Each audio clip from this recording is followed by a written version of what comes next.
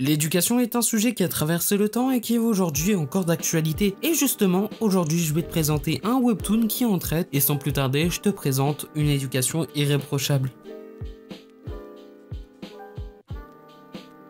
Concernant l'histoire du webtoon, on se plonge au Japon où dès 2011, une loi est entrée en vigueur interdisant les punitions corporelles. De ce fait, les enseignants ne pouvaient plus frapper leurs élèves, ce qui a amené qu'il était plus difficile pour eux de maintenir l'ordre en classe. Au point que même si les élèves transgressaient les règles, il n'y avait littéralement aucun moyen de les sanctionner. Jusqu'au jour où un enseignant finit par perdre la vie après avoir été frappé par un élève pendant son cours, le ministère de l'Éducation ainsi que le Parlement ont donc décidé de voter un projet de loi sur la protection des enseignants et c'est ainsi que va naître le CPE, le Centre de protection des enseignants. On va suivre l'histoire d'un jeune homme qui se fait harceler et qui est sur le point de se jeter dans le vide, jusqu'à l'intervention d'un adulte qui se prétend être un professeur qui va défendre le jeune homme face à un de ses harceleurs. Il va lui mettre une raclée monumentale et le principal accourt aux événements parce que ça se passe dans les couloirs et le type qui se faisait passer pour un professeur n'est rien d'autre que Na Iwajin qui appartient tout simplement à ce fameux centre de protection des étudiants.